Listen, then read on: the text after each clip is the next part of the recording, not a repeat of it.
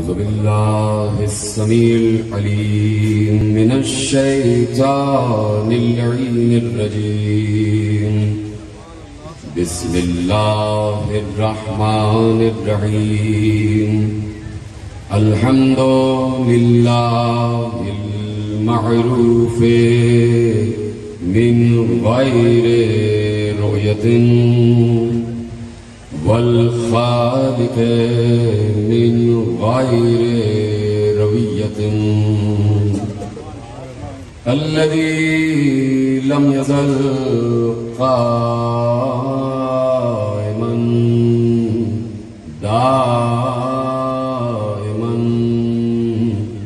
إذ لا سماء ذات أبراج ولا ليل داج ولا بحر ساج ولا أرض ذات مهاد ولا خلق ذو اعتماد والصلاة والسلام والتحية والإكرام على نبي الرحمة وخازن المغفرة وقائد الخير والبركة ومنقذ العباد من الهلكة سيدنا ومولانا أبي القاسم محمد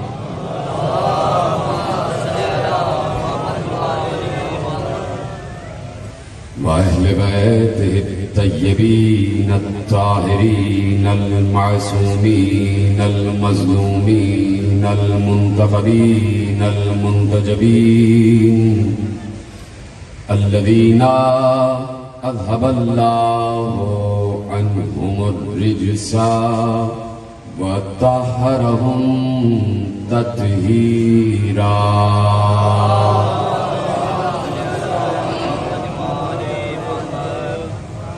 أما بعد فقد قال الله سبحانه وتعالى في محكم كتابه المجيد وفرقانه الحميد وقوله الحق. بسم الله الرحمن الرحيم. الذين ينفقون في السراء والضراء والكاظمين الغيظ والعافين عن الناس والله يحب المحسنين. صلوات پڑھیں محمد و آل محمد.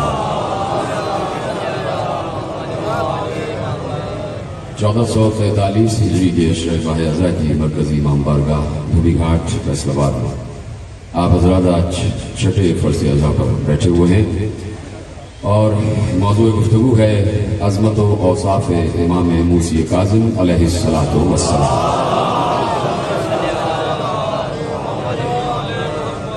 پروردگار عالم نے ہمیں یہ توفیق بخشی کہ اس نے ہمیں فکر و عقیدہ و نظریے کی اور شعور و تدبر کی اس منزل پر بلند فرمایا ہے کہ اس نے ہمیں اس وقت یہ ذمہ داری سونپی ہوئی ہے کہ وہ اپنے حبیب کے ساتویں محبوب کے تذکرے کے لیے اس نے ہمیں منتخب کیا.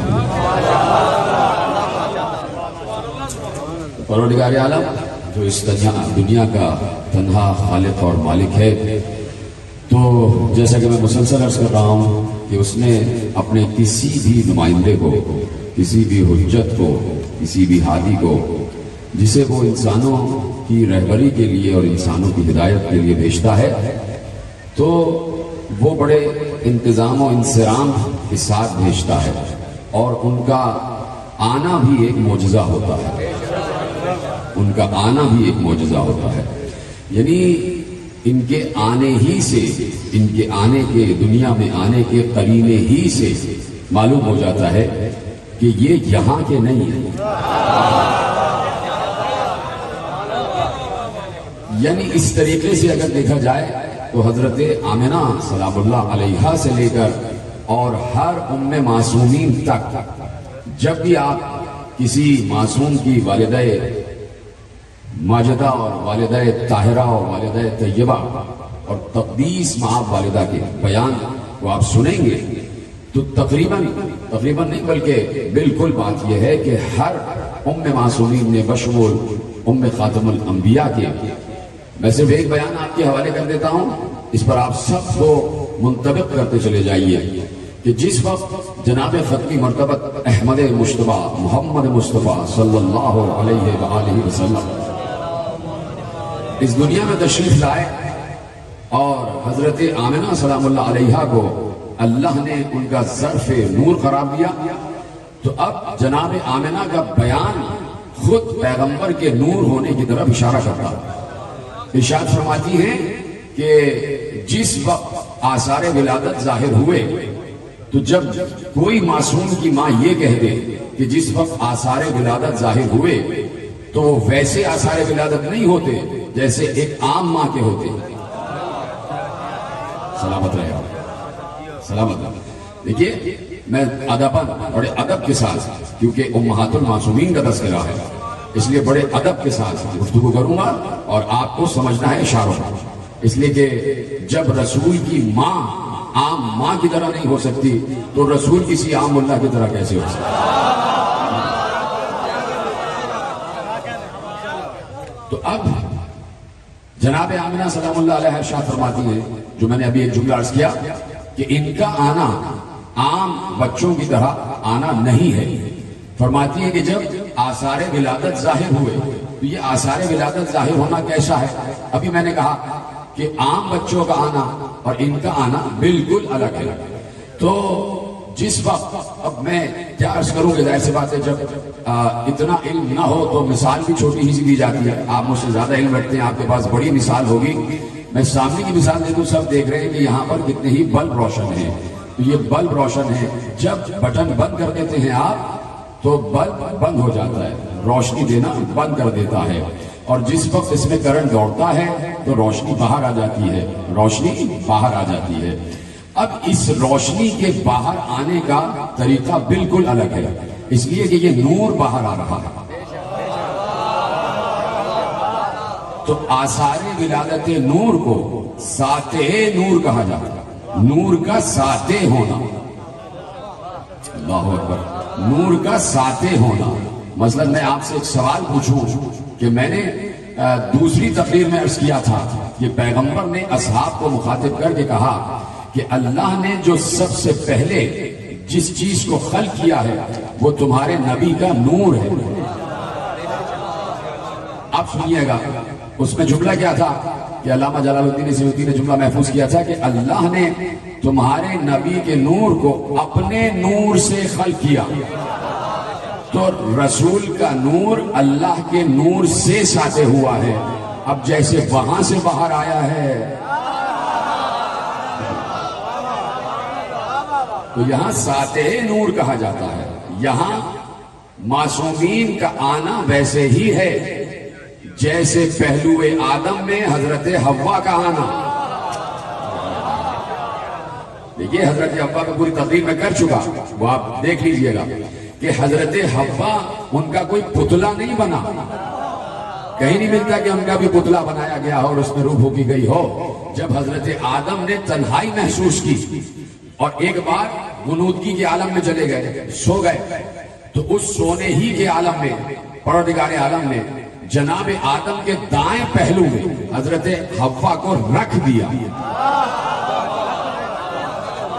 حضرت حوا کو رکھ دیا، اور جب جناب آدم نیند سے جاگے تو اب پہلو میں جناب حوا کو دیکھ کر خوش ہو گئے کہ کوئی میرا مونس آ گیا، کوئی میرا ہمدم آ گیا، کوئی مجھ جیسا ہی آ گیا۔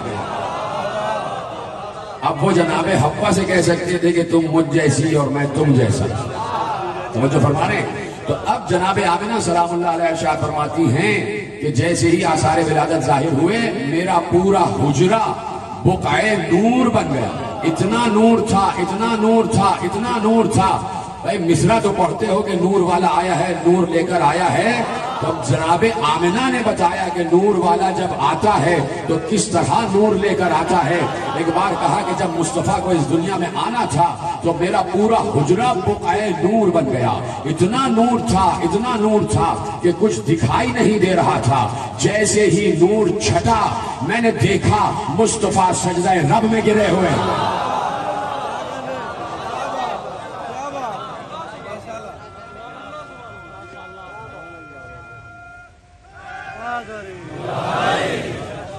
توجہ فرمائی نا آپ نے. تو جب ان کا دنیا میں آنا ہی مختلف ہے تو رہنا بھی مختلف ہے, زندگی گزارنا بھی مختلف ہے. اس حوالے سے مختلف نہیں کہ یہ کوئی ملک کی طرح زندگی گزار رہے تھے انسانوں کی طرح, اور ضروری تھا کہ انسانوں کی طرح زندگی گزارے. کیوں؟ اصل تو نور ہے. مصطفیٰ کی اصل کیا ہے؟ نور. اور میں بتا چکا کہ اللہ کے نور سے مجھے خلق کیا گیا ہے. تو اصل مصطفیٰ ہے نور. اصل اگر اپنی اصل میں آ جاتے یعنی نوری شکل میں آ جاتے تو کیا مسئلہ ہو جاتا؟ سوال قائم کیا کہ اگر اپنی اصل حیت نور میں آ جاتے, جو ان کی اصل حیت ہے, جو ان کی اصل ذات ہے, کہ نور ہے ان کی ذات, تو اگر اس اصلی حیت نور میں آ جاتے تو مسئلہ کیا ہوتا؟ انسانوں کے لیے کیا مسئلہ ہوتا؟ جواب دوں اگر آپ کی اجازت ہو. اتنے ذہین لوگ بیٹھے ہیں کہ میرا اشارہ ہی سمجھ جائیں گے. دیکھیے قرآن میں آیت ہے کہ اللہ نور السماوات والارض, اللہ آسمان اور زمین کا نور ہے. سورہ نور میں کہہ دیا اللہ آسمان اور زمین کا نور ہے, یعنی اللہ نور ہے. اللہ نور ہے نا؟ بولیے سب ہاں یا نہیں. دوسرا سوال کرنے جا رہا ہوں, یہاں سے وہاں تک آگے پیچھے سب. سوال سب سے یہ ہے کہ کیا اللہ اس وقت یہاں موجود ہے؟ آواز نہیں آئی. سب کے ساتھ موجود ہے. میری آواز بھی سن رہا ہے, آپ سب کے ساتھ ہے نا؟ تیسری بار کہہ دیجئے ہے. تو ہمیں نظر کیوں نہیں آ رہا؟ ہمیں نظر کیوں نہیں آ رہا؟ اس لیے نظر نہیں آ رہا کہ نور ہے. اس لیے نظر نہیں آ رہا کہ اپنی اصلی حیت نور میں ہے. اپنی اصلی حیت نور میں ہے, اس لیے نظر نہیں آ رہا. جب اصلی حیت نور میں ہوگا تو تقاضائے اصل حیت نور یہ ہے کہ وہ نظر نہ آئے. جب تک کسی چیز میں ڈھل نہ جائے, کسی چیز میں اپنے آپ کو حلول نہ کر لے. اللہ حلول نہیں کرتا, اللہ کسی چیز میں ڈھلتا نہیں ہے, اللہ کہیں پر داخل نہیں ہوتا. یہ اس کا اسٹیٹس نہیں ہے کہ وہ خالق ہوتے ہوئے کسی مخلوق کے جسے میں داخل ہو جائے. لیکن اگر ہم اللہ کو دیکھنا چاہیں گے تو ہم ہاتھ جوڑ کر کہیں گے پروردگار ظاہر ہو جا. اللہ کہے گا میں کہیں ظاہر نہیں ہو سکتا, میں اپنی اصلی حیت نور میں ہوں. تو پروردگار یہ مصطفیٰ مرتضیٰ بھی تو نور ہے. کہا اس لیے ان کو لباس بشر پہنایا کہ لباس بشر پہنانا ان کی مجبوری نہیں, تمہاری تھی. اگر اصلی حیت میں آ جاتے تو جیسے میں دکھائی نہیں دے رہا ویسے یہ نہیں دکھائی.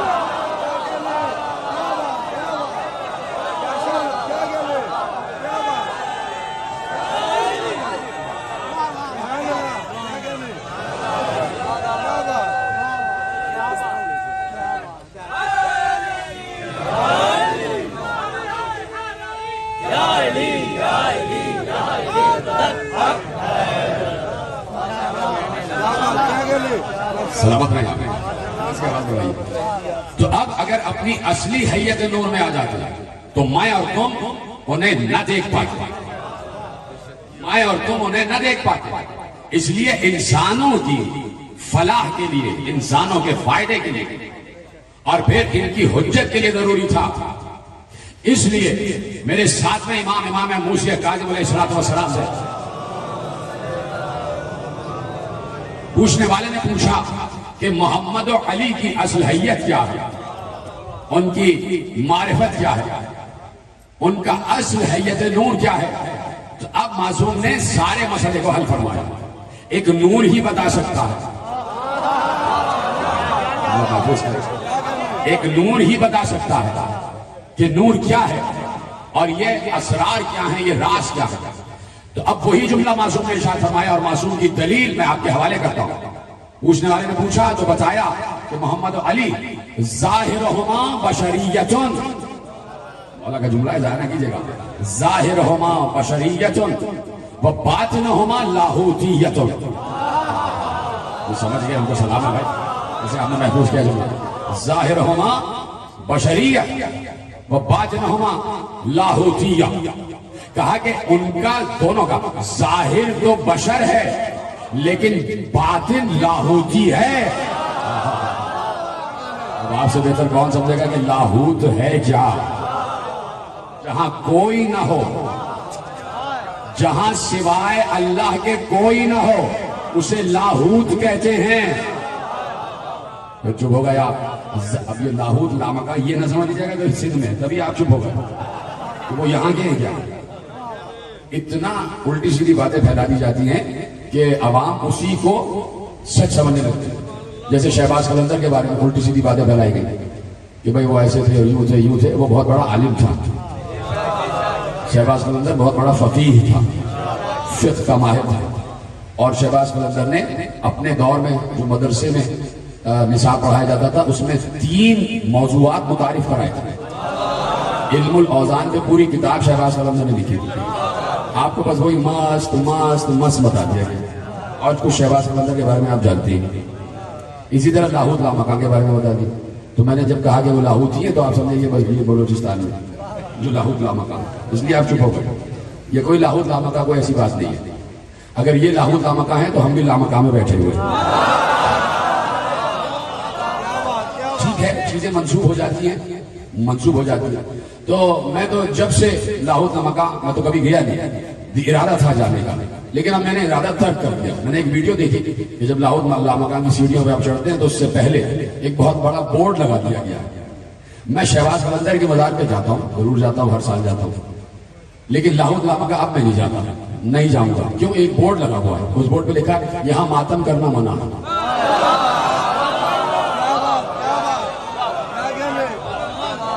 تو ماتم تو آیا ہی لاہوت سے.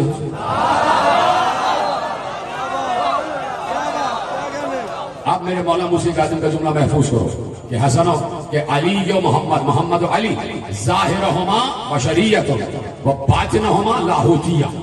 ان کا ظاہر انسانوں جیسا ہے.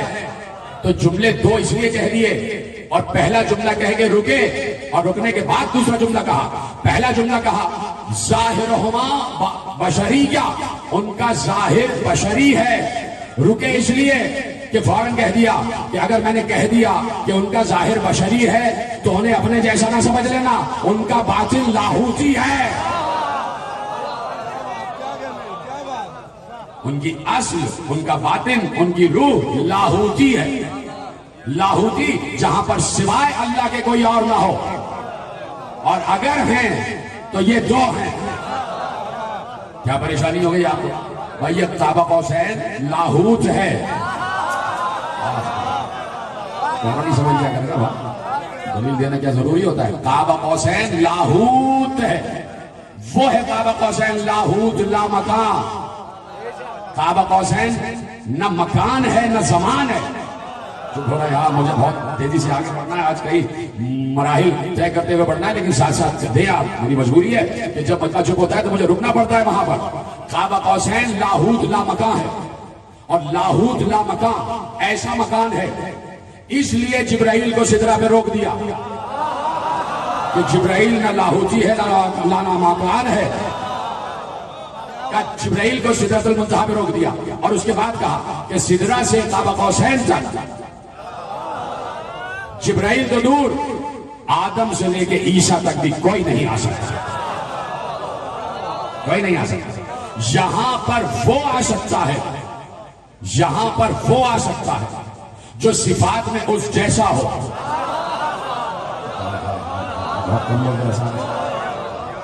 جو صفات میں اس جیسا ہو، جو صفات میں اس جیسا ہو، اور جسے وہ بلا لے تو اس قابل جان کر بلاتا ہے کہ یہ لاہوت کی شدت و حدت و وزن کو بھی برداشت کر سکتا ہے اور یہ لامکانیت کا وزن بھی اٹھا سکتا ہے.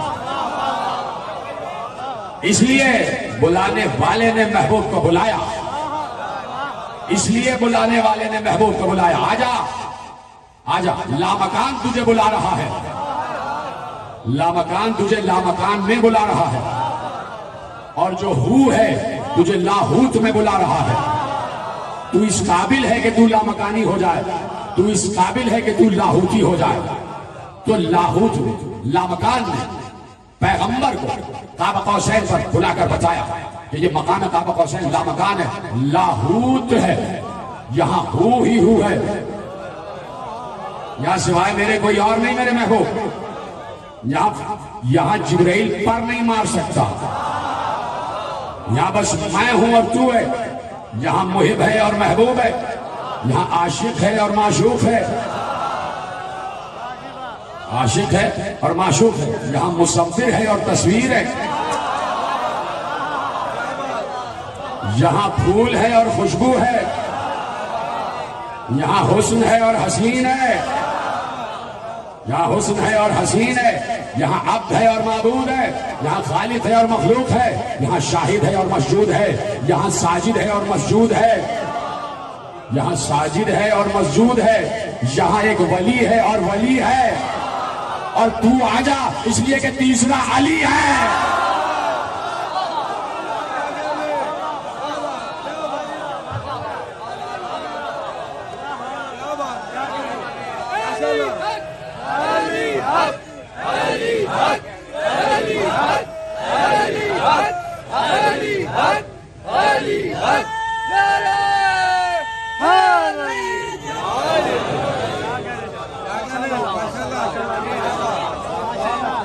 آپ کے کہنے کی وجہ سے میرا یہ وقت صرف ہو گیا, مجھے فوراً اپنے مطلب پر آنا تھا کہ جو آپ لاہوت پر خاموش ہو گئے تھے.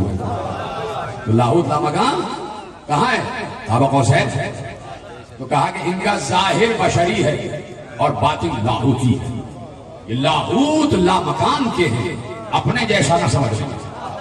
ظاہر میں تمہاری طرح اس لیے دکھائی دیتے تاکہ تمہیں نظر آئے, تاکہ تمہیں دکھائی دے, تاکہ تم ان کی بات سن سکو, تاکہ تمہارے لیے وہ آیت حجت قرار پا سکے کہ لَقَدْ كَانَ لَكُمْ فِي رَسُولِ اللَّهِ أُسْوَةٌ حَسَنَةٌ.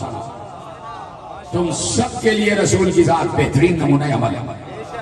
اس لیے بشری جسے میں آئے ہیں, لیکن آنے نے بتایا نہ ہم ان جیسے نہ یہ ہم جیسے. تو اب اللہ نے یقیناً جب جو لاہوتی اور لامکانی ہوتے ہیں تو ان کی صفات بھی لاہوتی اور لامکانی ہوتی ہے. اللہ لامکان ہے, اللہ ہو ہے. اللہ کے لیے کوئی جگہ بھی ایسی نہیں ہے کہ کہا جا سکے کہ وہ بہت مجمع میں ہے. اللہ کو سمجھو, اللہ اس وقت بھی لامکان ہے. اس ہزاروں کے مجمع, ہزاروں کے مجمع دیکھ رہے ہیں آپ, آگے سے پیچھے دائیں بائیں, سمجھتا ہوں کہ 12-15 ہزار سے زیادہ کا مجمع, 20,000 کا مجمع اس وقت بیٹھا ہوا. تو 20,000 کے مجمع میں بیٹھا ہے, پورا مجمع بیٹھا ہے, تو 20,000 کے مجمع میں ایک وقت اللہ موجود ہے, لیکن وہ پھر بھی تنہا ہے.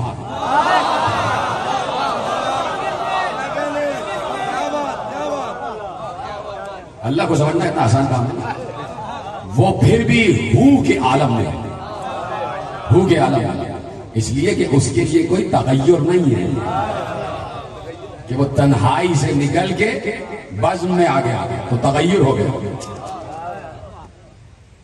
اگلے سال اگر آپ چپ رہے نا, اگلے سال پورا اشرا توحید کو پڑھو, پورا اشرا. سمجھیں اللہ کو کیا ہے. میں آپ کو اپنی بات بتاؤں, میرے احباب بھی جانتے ہیں کہ میں اکثر تنہا جب ہوتا ہوں لائبریری میں تو پڑھ رہا ہوتا ہوں, جب بھی بات توحید کیا جاتی ہے تو میرا تقریباً گھنٹوں جو ہیں اسی میں لگ جاتے ہیں کتاب رکھ کے کہ اللہ کیا ہے, اللہ کیا ہے. تو کسی نے مجھ سے سوال کیا تھا کہ قبلہ بات یہ ہے کہ لوگ صحیح تو کہتے ہیں کہ وہ علی کے پیکر میں آ گیا اور یہ ہو. میں نے کہا دیکھیے بات یہ ہے کہ وہ ظاہر ہے کہ اٹھال سکتا ہے, ہر کام کر سکتا ہے, اللہ کل شیء قدیر ہے. دیکھیے یہ شامیانے کی چھت ہے اور یہ زمین ہے, اس کے درمیان ایک خلا ہے, خالی ہے. یہ خالی آپ کو دکھائی نہیں دے رہا, خالی ہے تو چاہیے نہیں آپ میرے خالی, حالانکہ یہ بھی ایک مخلوق ہے.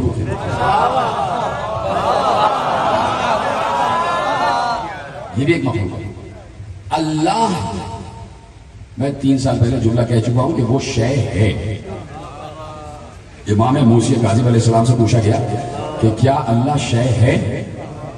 میں نے کہا نا جو نور ہے وہی نور کے بارے میں بتا سکتا ہے، جو لاہوتی ہے وہی ہو کے بارے میں بتا سکتا ہے، جو لامکانی ہے وہی لامکان کے بارے میں بتا سکتا ہے. تو پوچھا کیا وہ شے ہے؟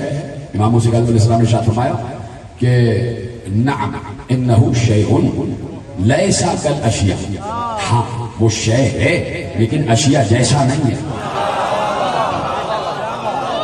دلیل کیا ہے؟ اگر کسی بیوقوف کو یہ بات سمجھ میں نہ آئی ہو کہ دلیل کیا ہے، دلیل معصوم نے ارشاد فرمائی کہ اس نے کہا لیسا کمثلہ شیء، اس جیسی کوئی شے نہیں. آیت یہاں پر بھی ختم ہو سکتی تھی کہ لیسا کمثلہ، اس کی کوئی مثل نہیں، لیکن شے کا لفظ رکھ کے بتایا وہ شے ہے لیسا کالاشیاء، اشیاء کی طرح نہیں ہے. یعنی اب اشیاء میں جو خصوصیات ہیں وہ وہاں نہیں ہے. شے اس لیے کہا کہ وہ وجود رکھتا ہے. اچھا آپ کہہ رہے ہیں کہ اگلے سال نہ پڑھیے گا یہ والا اشراف یہ موضوع. شے اس لیے کہا کہ وہ وجود رکھتا ہے. میں نے جواب دیا کہ بات یہ ہے کہ یہ تمام نظریات و عقائد اپنی طرف سے گھڑ لینے کے لیے نہیں ہے کہ وہ آ جاتا تو ان کے پیکر میں اور یہ سب وہ بات تو لوگ ٹھیک کہتے ہیں. میں نے کہا کہ بھائی اللہ ایسا ہی ہے، اس کی صفت یہ ہے کہ وہ نظر نہ آتا، وہ کچھ ایسی نوع ہے جو دکھائی ہی نہیں دیتی. میں نے بالکل سامنے کی بلا تشبیہ مثال دی ہے کہ یہ خلا دکھائی نہیں دیتی، اس کا خاصہ یہ ہے کہ دکھائی نہ دے، تبھی تو خلا ہے. توجہ فرما رہے. تو اب میرے عزیزوں وہ اللہ جو ہر جگہ موجود ہے، اس نے جب اپنے نمائندوں کو اس دنیا میں بھیجا ہے تو میں بار بار عرض کر رہا ہوں کہ لاہوتی ہونا، لامکانی ہونا، لازمانی ہونا یہ اللہ کی طرف سے ہوتا. توجہ، وہ عالم ہو میں اور عالم، مجھے لطف آ رہا ہے کہ آپ یہیں سے سمجھ جائیں گے. عالم ہو یعنی لاہوتیت، جو اس لاہوتیت میں، جو اس لاہوتی ماحول میں ہوگا، جو عالم ہو میں ہوگا.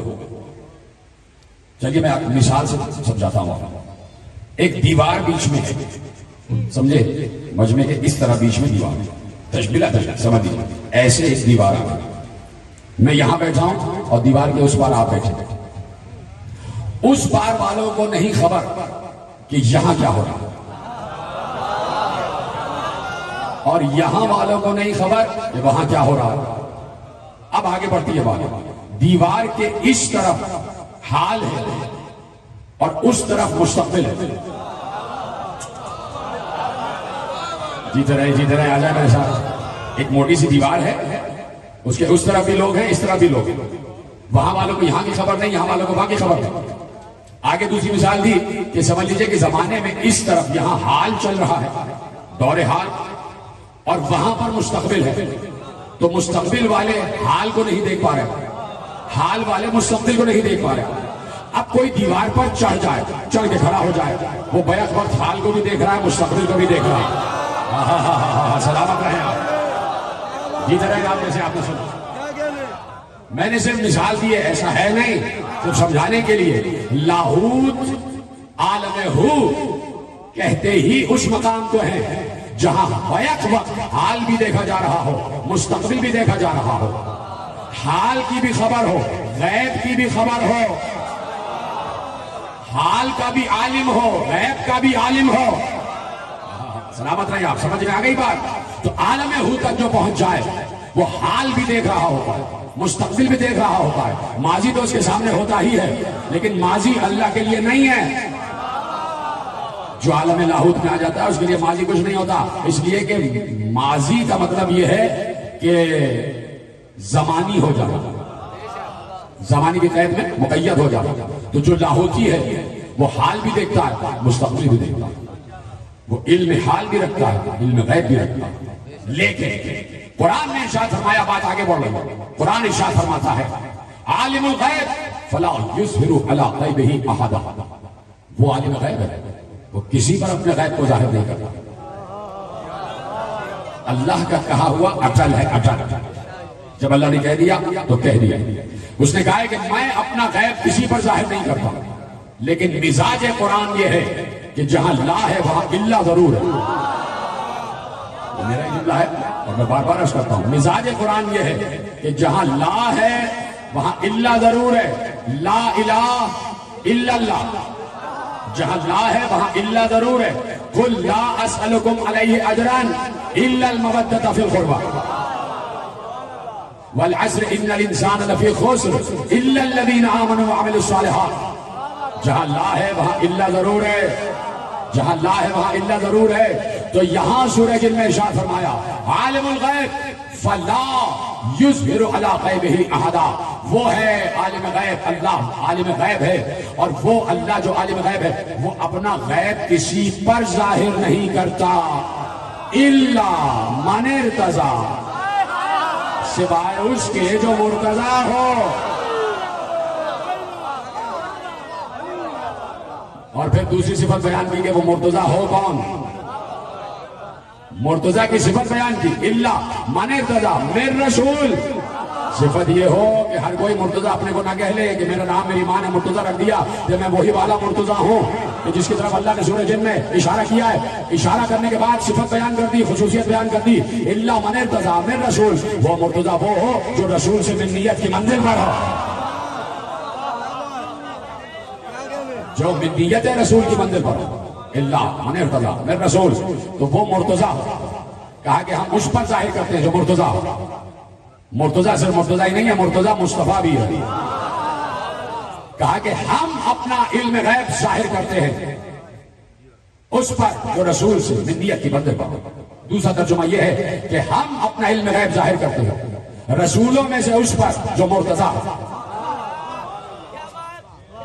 میں یقیناً اپنے علماء کے اقوال کی روشنی میں پہلے ترجمے کو زیادہ صحیح مانتا ہوں، اس لیے کہ اگر یہ کہہ دیا کہ ہم اس پر اپنا علم غیب ظاہر کرتے ہیں جو رسولوں میں مرتضی ہو، تو رسولوں میں تو مصطفیٰ ہیں.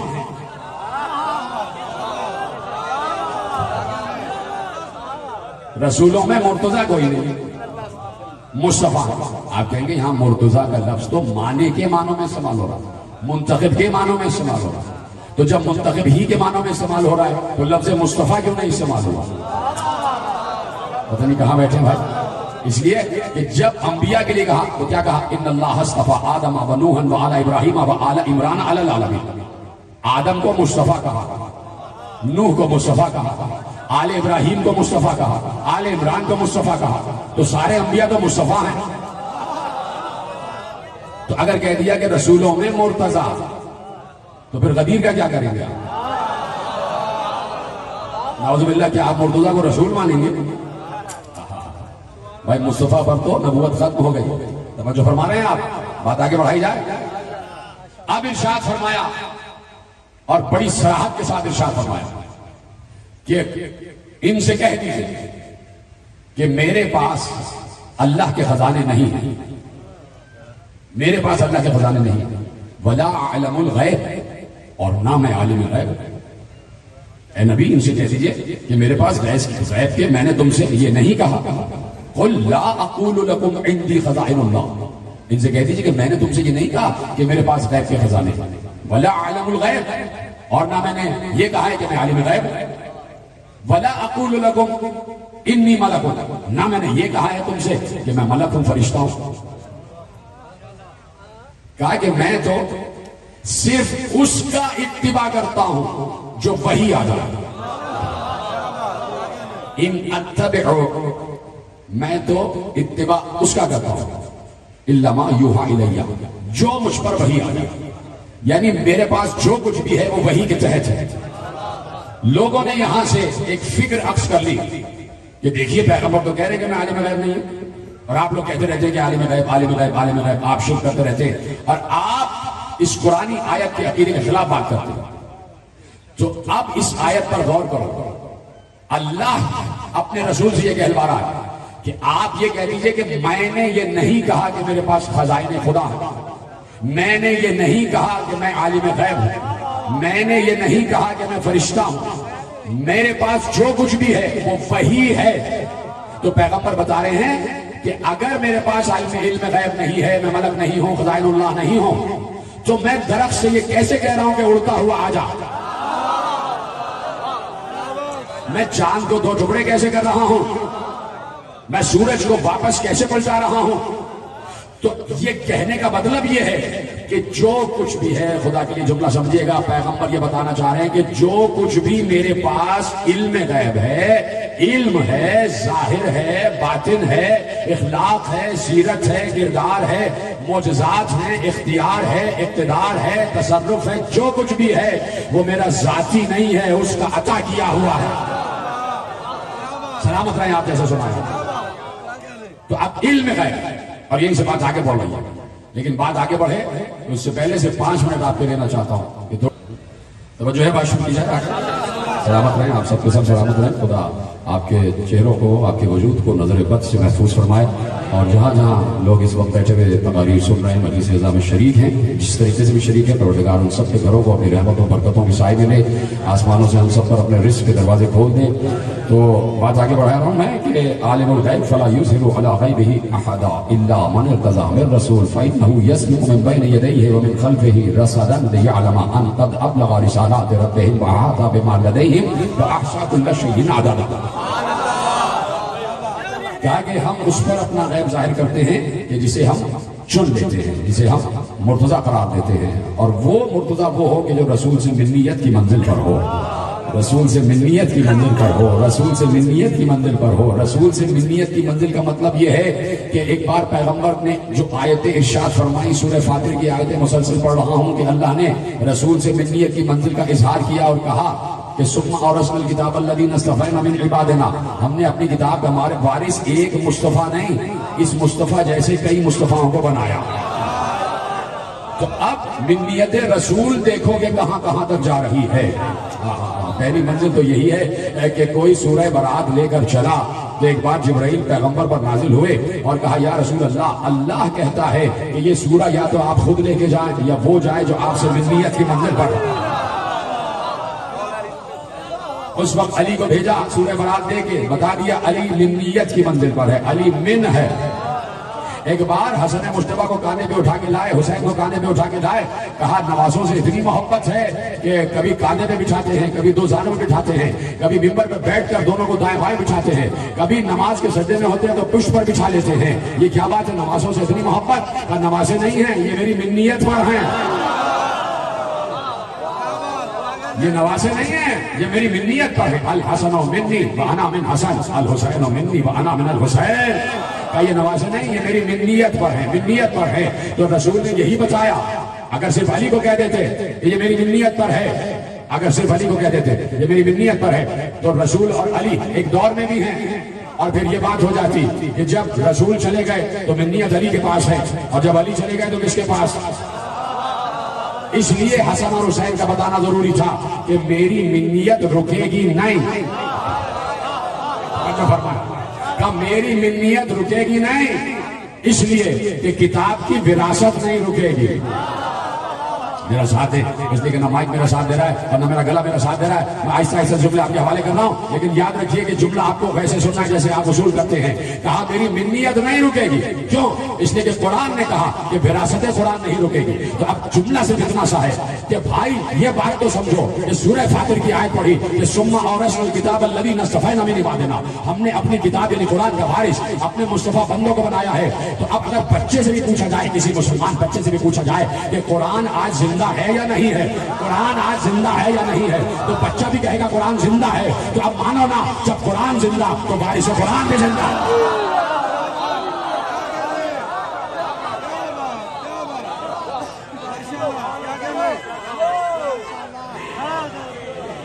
توجہ میری جانب دیکھتے رہنا، جب قرآن زندہ تو وراثت قرآن بھی زندہ۔ تو اب وارث قرآن پیغمبر اپنے دور میں وارث، بعد پیغمبر علی وارث، بعد علی حسن وارث، بعد حسن حسین وارث، بعد حسین علی وارث، بعد علی محمد وارث، بعد محمد جعفر وارث، بعد جعفر موسیٰ وارث۔ موسیٰ کاظم وارث قرآن ہے، موسیٰ کاظم وارث قرآن ہے۔ تو اب اگر موسیٰ کاظم، اگر نہیں یقیناً موسیٰ کاظم وارث قرآن ہے، اپنی جگہ 7واں وارث قرآن ہے، 7واں محمد ہے، 7واں مصطفیٰ ہے، 7واں مرتضیٰ ہے۔ مرتضیٰ کا بیٹا ہے، حسین کا بیٹا ہے. اب قرآن کہہ رہا عالم الغیب فلا یظہر علی غیبہ احدا. آج یہ آیت زندہ ہے یا نہیں؟ آج آیت زندہ ہے نہیں؟ بولیے ہاں زندہ ہے نا آیت. آج بھی آیت زندہ ہے، آیت منسوخ نہیں ہو رہی. دور رسول میں آیت آئی تو کہا عالم الغیب فلا یظہر علی غیبہ احدا الا من ارتضی من رسول. وہ عالم غیب ہے، وہ اپنا غیب کسی پر ظاہر نہیں کرتا سوائے مرتضیٰ کے. تو اس دور کا مرتضیٰ رسول. چلیے آپ کی بات مان لیتے ہیں. جب علی آئے تو پھر آیت یوں ہی گونج رہی تھی الا من ارتضی من رسول. ہم اپنا غیب کسی پر ظاہر نہیں کرتے. اب تو وہی آ گیا جو مرتضیٰ ہے. علی چلے گئے، حسن آئے، پھر آیت نے کہا عالم الغیب فلا یظہر علی غیبہ احدا الا من ارتضی من رسول. تو قرآن کی آیت نے کہا آج قرآن زندہ ہے تو آج کا مرتضیٰ حسن ہے. تو ہم نے علم غیب حسن کے حوالے کر دیا. جملے جوڑتے جائے نا. حسن کے دور میں علم غیب قرآن نے کہا حسن کے پاس ہے. حسین کے دور میں قرآن نے کہا حسین کے پاس علم غیب ہے. علی زین العابدین کے دور میں قرآن نے کہا علی بن حسین کے پاس علم غیب ہے. محمد باقر کے دور میں قرآن نے کہا یہ ہے مرتضیٰ. جعفر صادق کے دور میں قرآن نے کہا جعفر ہے مرتضیٰ. موسی کاظم کے دور میں بھی تو قرآن کی آیت زندہ تھی. عالم الغیب فلا یظہر علی غیبہ احدا الا من ارتضی من رسول. وہ عالم غیب ہے، وہ اپنے غیب کو کسی پر ظاہر نہیں کرتا سوائے اس کے کہ جو مرتضیٰ ہو رسول سے ہو. رسول سے ہو. جملے بھی دے چکا، حدیثیں بھی سنا چکا. ربیع الابرار علامہ جار اللہ زمخشری کا پورا جملہ آپ کے حوالے کر دیا 3 دن پہلے کی تقریر میں کہ انہوں نے کہا کہ پیغمبر نے کہا ہؤلاء الذین امر اللہ بمودتہم. یہ 14 وہ ہیں جن کی مودت کا حکم اللہ نے دیا. تو انہی 14 میں بیچ کا 7واں موسی کاظم جو ہے نا، درمیانہ ہے نا بھائی، بیچ کا محمد ہے، اوسط محمد ہے. ادھر ساتھ ادھر ساتھ، ٹھیک ہے. تو اپنے دور پر علم غیب اللہ کہہ رہا ہے ہم نے اس نمائندے کو عطا کیا، اس نمائندے کو عطا کیا. تو اب اس نمائندے کو ثابت کرنا ہے کہ میں ہی اس آیت کا مصداق نہیں. اس آیت کا مصداق روایت نے لکھا سفر حج، اور آپ کے حوالے ایک منظر. سفر حج، سفر حج لوگ جا رہے ہیں. ایسے میں ایک شخص جو بلخ کا رہنے والا، نام ہے اس کا شقیق، شین قاف یہ قاف، شقیق، شقیق بلخی، وہ بھی ساتھ ساتھ ہے. وہ کہتا ہے سفر حج میں قافلے کے ساتھ ساتھ ہمارا قافلہ مقام قادسیہ پر رکا اور لوگ خوبصورت خیمے سجائے گئے رک گئے آرام کرنے کے لیے. اسی طرح مندریں لے لے کے آگے جاتے تھے. کہتا ہے میں اپنی سواری سے اترا اور لوگوں کی خوبصورت خیموں اور چھولداریوں کو دیکھ رہا تھا کہ کتنے خوبصورت خیمے لگے ہوئے ہیں اور لوگ یہاں تیاریاں کر رہے ہیں. ایسے میں نے ان خیموں سے الگ ایک مصلی دیکھا جس پہ ایک خوبصورت نوجوان بیٹھا ہوا ہے. اس کا حسین جسم ہے، لاغر ہے، پیشانی کشادہ ہے، زلفیں اس کی بل کھائی ہوئی ہیں. اس کے ماتھے پر جو سجدے کا نشان ہے وہ ستارے کی طرح چمک رہا ہے. اس کے روشن رخسار ہے. اس نے اپنے لباس پر ایک معمولی اون کی چادر اوڑھی ہوئی ہے. اس کے سر پر شملے دار امامہ ہے. اس کے سر پر شملے دار امامہ ہے. وہ مصلی پہ بیٹھا ہوا ہے اور تسبیح اور عبادت میں اور نماز میں مصروف ہے. میں نے کہا یہ کوئی صوفی ہے جو اپنے آپ کو بڑا ظاہر کرنا چاہتا ہے اور ان اہل قافلہ سے خدمت دینا چاہتا ہے، اس لیے کہ سب تو اپنا اپنا کام کر رہے ہیں، یہ یہاں بیٹھا مصلی پر. تو شقیق بلخی کہتا ہے میں نے دل میں سوچا کہ یہ کوئی صوفی ہے اور یہ لوگوں سے اہل قافلہ سے اپنی خدمت، اپنا اثر ظاہر کر کے اپنی خدمت لینے کے لیے یہاں بیٹھا ہوا. اس نے کہا کہ میں اس کے پاس جاتا ہوں اور اس کو تنبیہ کرتا ہوں یہ لوگ حج کے لیے اللہ کے مہمان ہیں، ان سے اس طریقے سے اپنی خدمت نہیں لینا اور اپنی پرہیزگاری اور تقویٰ ان پر ظاہر کرنے کی کوشش نہ کرنا. ابھی وہ کہتا ہے کہ میں پہنچا اس خوبصورت جوان کے مصلی کے قریب. وہ بالکل آخری نماز اس کی تمام ہو رہی تھی. جیسے ہی نماز تمام ہوئی، اس سے پہلے کہ میں کچھ بولتا ہوں، اس نوجوان نے سورہ حجرات کی آیت پڑھی اور آیت کی ابتدا میرا نام لے کے گئی. سورہ حجرات کی آیت پڑھی یا شقیق اجتنبوا کثیرا من الظن ان بعض الظن اسم. سورہ حجرات کی آیت پڑھیں. اے شفیق زیادہ بدگمانی سے بچو، اس لیے کہ بدگمانی کرنا گناہ ہے. جیسے آپ نے سنا اسی طرح سنتے جائے گا، بلکہ اس سے بھی زیادہ.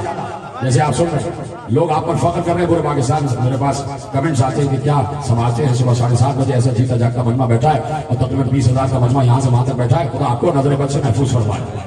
کہا کہ زن سے بچو، گمان سے بچو.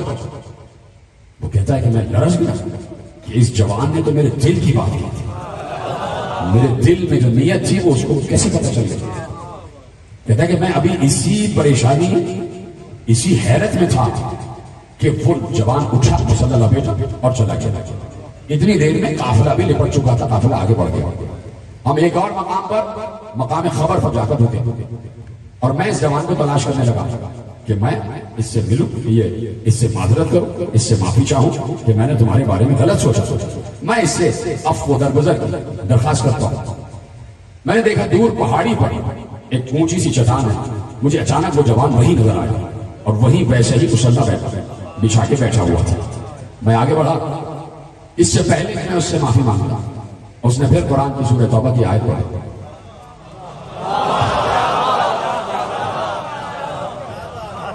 ایسا آیت تو خدا اتار رہا ہے. اللہ نے کیا کہا؟ اجتنبوا کثیرا من الظن ان بعض الظن اسم. بہت زیادہ شک سے بچو، اس لیے کہ بہت زیادہ شک گناہ ہوتا ہے. بات یہاں تک سمجھ میں آ گئی. یہ میں قرآن کی آیت پڑھوں گا. اب جو ذہین ہوگا وہ سمجھے گا، میں تفسیر عرض نہیں کروں گا. آیت پڑھی، اس نے کہا کہ میں آگے بڑھا کہ ان سے معافی مانگوں. انہوں نے آیت پڑھی انی لغفار لمن تاب وآمن وعمل صالحا ثم اهتدى. سنیں گے آیت کا ترجمہ اور بتائیے گا کہ ترجمہ آپ تک پہنچ گیا. اس کے دل میں کیا ہے کہ میں آگے بڑھوں گا اور ان سے معافی مانگوں گا. اس سے پہلے کہ میں معافی کے جملے ادا کرتا قرآن کی آیت پڑھے انی لغفار لمن تاب. جو توبہ کر لیتا ہے میں اسے معاف کر دیتا ہوں.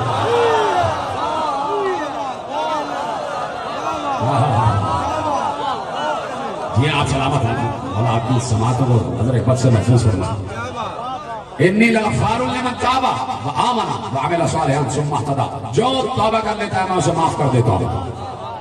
پھر اس کے بعد وہ ایمان لائے، عمل صالح کرے اور ہدایت پا جائے. انی لغفار لمن تاب. میرے دو احباب میرا ساتھ دے دیا، یہی کافی ہے. ٹھیک ہے، آپ بھی سمجھ گئے لیکن بتا نہیں رہے. وہ کہتا ہے کہ میرا دل لرز رہا تھا کہ یہ تو میری ہر بات کو جانتے ہیں، میرے دل کی کیفیتوں کو جانتے ہیں. اسے یہ پتہ ہی نہیں کہ اس دور میں جو آیت ہے کہ عالم الغیب فلا یظہر علی غیبہ احدا، یہ وہی مرتضیٰ تو ہے. یہ طرح سلامت میں جیسے آپ نے سنا، یہ وہی مرتضیٰ تو ہے کہ جو اللہ کی طرف سے حاصل کیے ہوئے علم کا اظہار کر رہا. اور اظہار اس لیے ضروری ہے کہ بتائے اس دور کا محمد میں ہی ہوں، اس دور کا محمد میں ہی ہوں. وہ کہتا ہے کہ میں پھر محو حیرت تھا اور نہ معلوم کیا ہوا کہ میں وہیں کھڑا تھا. میری نظر ذرا سا ادھر ہوئی، اب جو پلٹ کر دیکھا وہ جوان غائب تھا، مجھے نظر نہیں آئی. قافلہ آگے بڑھ گیا. پھر ہم منزل زوالہ پر رکے اور اب میں نے شدت سے اس جوان کی تلاش کی کہ وہ نوجوان مجھے نظر آئے تو میں اس سے باتیں کرنا چاہتا ہوں، میں اس سے پوچھنا چاہتا ہوں. پھر اچانک میں نے دیکھا کہ دور ایک کنواں ہے. اس کنویں کے دہانے پر وہ جوان کھڑا ہوا، اس کے ہاتھ میں ایک ڈول. اس نے پانی نکالنے کے لیے ڈول کنویں میں ڈالا. کنویں میں جیسے ہی ڈول ڈالا اس کے ہاتھ سے ڈول گر گئے، کنویں میں ڈول گر گئے. اللہ اکبر. امام کا ہر کام حکمت کے تحت ہوتا ہے. یقین اس منزل پر رکھنا اپنا. امام کا ہر کام حکمت کے تحت ہوتا ہے، اس لیے کہ امام مفترض الطاعت ہے. پچھلے سال میں نے اشرا پڑھا تھا آل ابراہیم اور ملک عظیم پر. اس میں نے بتایا تھا کہ آل ابراہیم کا ملک عظیم ہے مفترض الطاعت ہونا. کائنات کی ہر شے پر ان کی اطاعت واجب ہے. تو یہ ڈول بھی تو ان کا مطیع ہے. پھر گرا کیسے؟ حکمت امامت، حکمت عصمت کے تحت کا ڈول ہاتھ سے گرا، کنویں میں نیچے گر گیا. اس جوان نے آسمان کی طرف دیکھ کر کہا پروردگار تو میرا پالنے والا، میں جب بھوکا ہوتا ہوں تو کھانا کھلاتا ہے، میں جب پیاسا ہوتا ہوں تو پانی پلاتا ہے۔ پروردگار میرے پاس اس وقت یہی ایک ڈول تھا، وہ گر چکا ہے، یا اللہ چاہیے چاہو کہ تو میرا ڈول واپس کر دے۔ بڑا تم اللہ اللہ اللہ اللہ اللہ ہو یا اللہ مدد یا اللہ مدد یا اللہ مدد کہتے رہتے ہو، اس کو کہتے ہیں یا اللہ مدد، یہ ہے یا اللہ مدد۔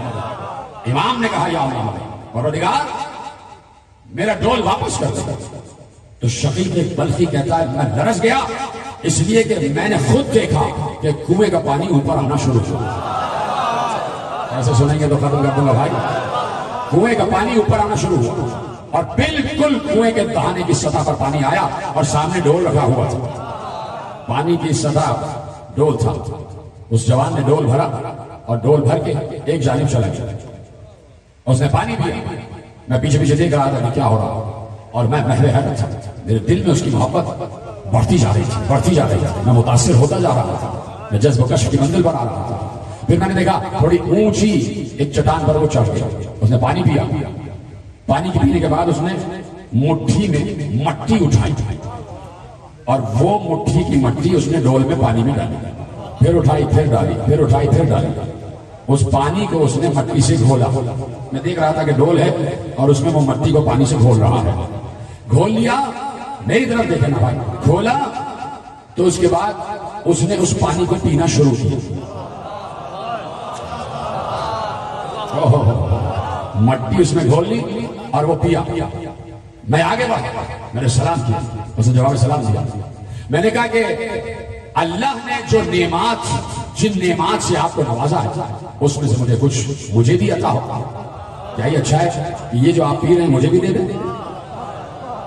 کہا کہ اے شفیق، اللہ کا ہماری طرف مسلسل نعمات کا نزول ہوتا ہے، چاہے وہ نعمات ظاہری ہوں چاہے نعمات باطنی ہوں۔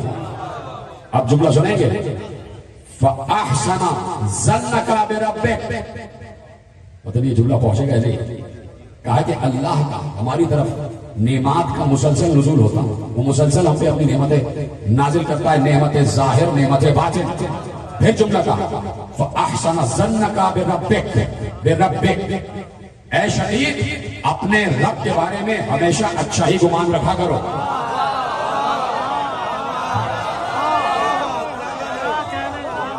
پتہ نہیں سب نے جملہ سمجھا یا نہیں سمجھا؟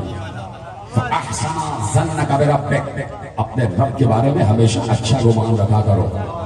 اس کا اچھا گمان تو تھا، تبھی تو حج پہ جا رہا تھا، پھر یہ کس رب کا تذکرہ ہو رہا ہے؟ جو سمجھ گئے تو سلام۔ فَأَحْسَنَ ظَنَّكَ بِرَبِّكَ، اپنے رب کے بارے میں ہمیشہ احسن گمان رکھا کرو، اچھا گمان رکھا کرو۔ میرے آگے ڈول بڑھا دیا، لو پیو۔ کہا اب جو میں نے پیا تو ایسا بہترین شیریں میٹھا ستو تھا،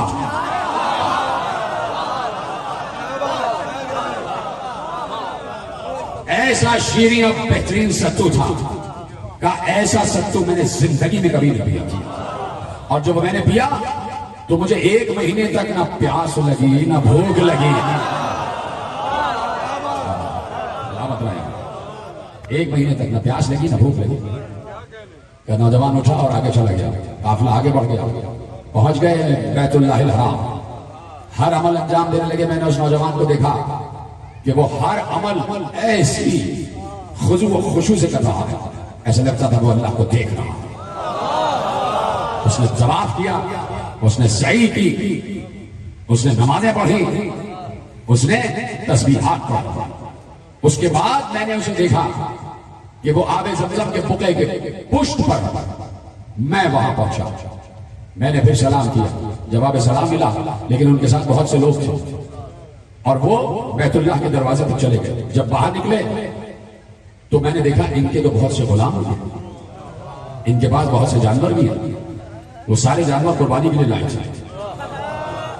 اپنا لباس تبدیل کیا، بہترین لباس زیبتاً فرمایا۔ وہ آگے بڑھ گئے، میں نے کسی سے پوچھا یہ ہیں کون؟ کہا یہ عالم آل محمد ابو ابراہیم ہے، عالم آل محمد ابو ابراہیم ہے۔ تو میں نے کہا میں سمجھا نہیں، تفصیل بتاؤ، تفصیل بتاؤ۔ کہا یہ موسیٰ ابن جعفر ابن محمد ابن علی ابن الحسین ابن علی ابن ابی طالب ابن عبد المطلب کا شجرہ رسول سے تعلق رکھتے ہیں، وارث رسول سے۔ اور یقیناً میں ہوتا تو یہ بھی کہہ دیتا یہی تو وہ علم غیب رکھنے والے ہیں جسے اللہ نے مرتضیٰ کہا ہے۔ ہم اور آپ ہوتے تو پھر مدح کرنا شروع کر دیتے، بولیے ہاں یا نہیں، پھر ہم منقبت پڑھنا شروع کر دیتے۔ یہ تو وہ ہیں جن کے لیے قرآن میں کہا ہے وَالْكَاظِمِينَ الْغَيْظَ وَالْعَافِينَ عَنِ النَّاسِ وَاللَّهُ يُحِبُّ الْمُحْسِنِينَ۔ ہاں ہمارے بندوں میں ایسے بھی ہیں جو ہماری طرح جلال کو ضبط کرنا جانتے ہیں، اور ہماری ہی طرح انسانوں پر عافیت ہیں، اور اللہ محسنوں کو پسند کرتا ہے۔ یہ ہمارے محسن ہیں۔ بڑا جملہ آپ نے ایسے کہا محسن سے، اللہ یحب المحسنین، اور اللہ محسنوں سے محبت کرتا ہے۔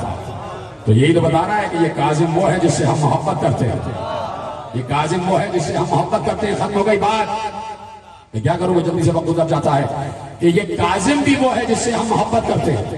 توجہ فرما رہے ہیں نہیں فرما رہے؟ ایک حدیث قدسی میرے ذہن میں آ گئی، وقت ہے نا آپ کے پاس؟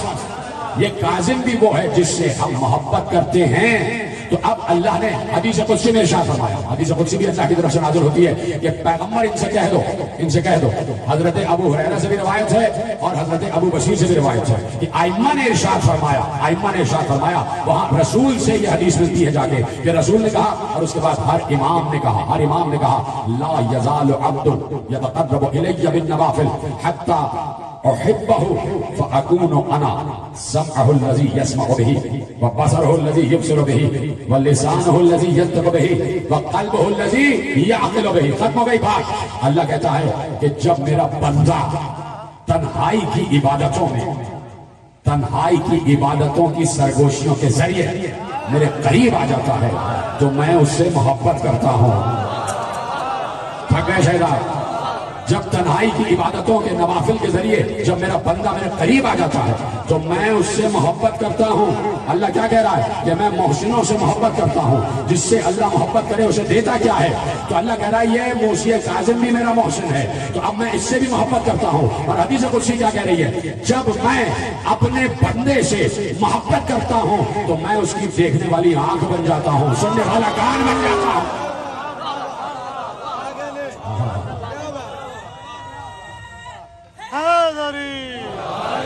میں اس کی دیکھنے والی آنکھ بن جاتا ہوں، سننے والا کان بن جاتا ہوں، بولنے والی زبان بن جاتا ہوں، سوچنے والا دل بن جاتا ہوں۔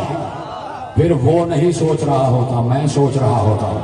پھر وہ نہیں بول رہا ہوتا، میں بول رہا ہوتا ہوں۔ پھر وہ نہیں سن رہا ہوتا، میں سن رہا ہوتا ہوں۔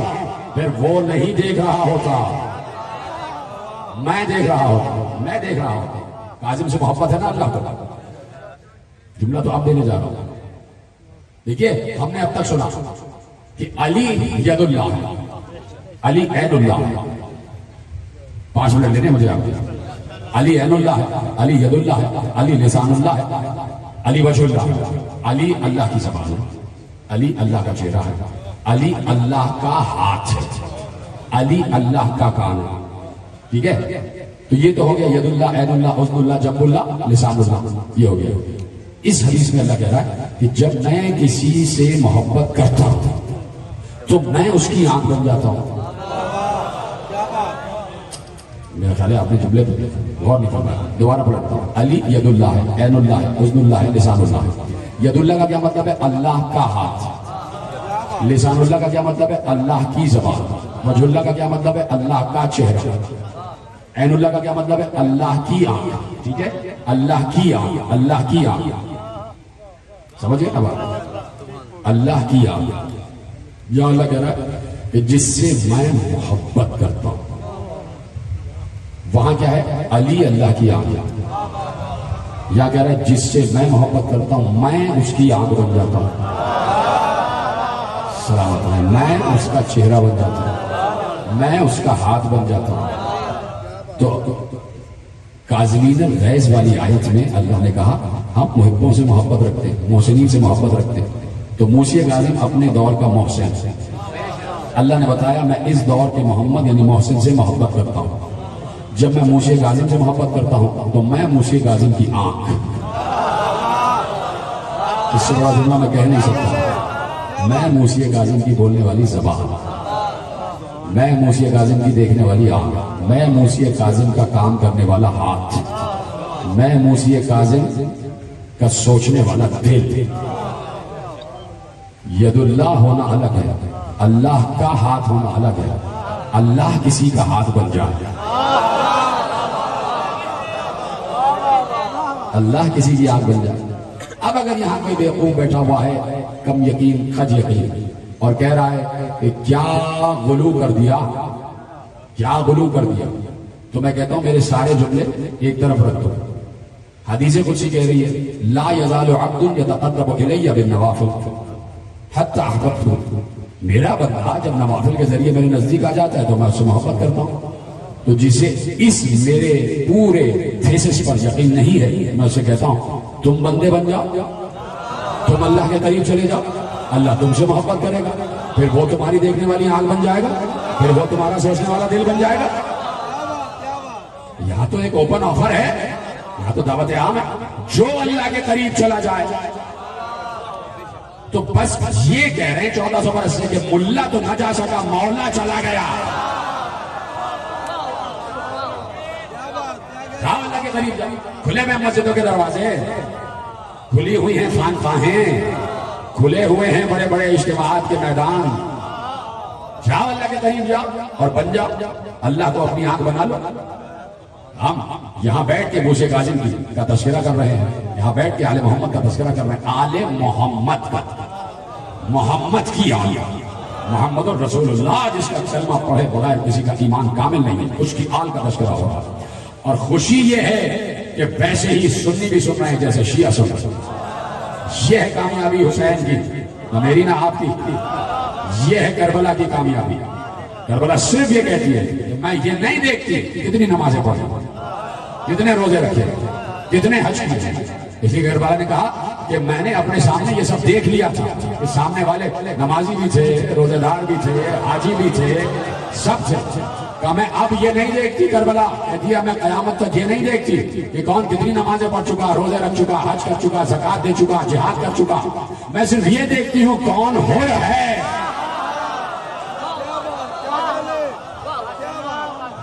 کربلا صرف یہ دیکھتی ہے کون ہو ہے، نہ معلوم کتنے ہو یہاں بیٹھے ہوئے، کتنے ہو یہاں بیٹھے ہوئے، اس لیے کہ یہ مجلس ادائے حسین نہیں ہے، یہ بس میں توحید، یہ ذکر توحید کی بس میں وہ سجی ہوئی ہے اور ہر مسلک کا آدمی آ رہا ہے۔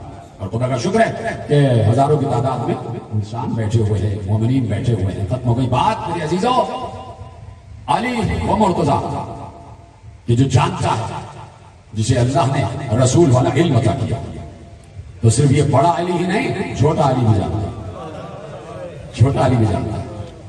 میں نے چھوٹے علی کا نام لیا تو ہلکے سے آپ سے ہائے جملہ پلٹ دیتا ہوں، علی اصغر بھی جانتا ہے، علی اصغر بھی جانتے ہیں کہ کیا ہے اور کیا ہونے والا ہے۔ اجرکم اللہ، اجرکم اللہ۔ یہ تو دن ہی ایسے ہیں کہ وقت ادھر ادھر تو ہو ہی جاتا ہے۔ کربلا کے بعد سے بہت سے لوگوں کے وقت بدلے، جو اچھے سمجھے جاتے تھے وہ قیامت تک قابل لعنت بن گئے۔ یہ ہے کربلا کا معجزہ۔ تو ہمیں بھی کبھی وقت کی پرواہ رہی نہیں۔ کربلا کربلا علی اصغر 18 دن کے جب چلے ہیں، مدینے سے چلے ہیں جب کچھ 18 دن، اور میں عرض کر چکا پہلی تقریر میں کہ صغرا کو 18 دن میں علی اصغر سے اتنی محبت ہو گئی جتنی 18 برس میں علی اکبر سے ہو گئی۔ دونوں بھائی ہیں، بچی کی جان جاتی ہے بھیا علی اصغر پر، اور صبح روز گہوارے کے قریب آ کے بیٹھ جاتی ہے، ایسے ہاتھ کرتی ہے اور بچہ گھمکنے لگتا ہے، اپنی پیٹھ اوپر کرنے لگتا ہے۔ بچے کا تو یہ انداز ہے، ایک دم اوپر پیٹھ کرتا ہے کہ مجھے اٹھاؤ مجھے اٹھاؤ، ہاتھ کو ایسے ایسے پاؤں کو ایسے ایسے مارنے لگتے ہیں۔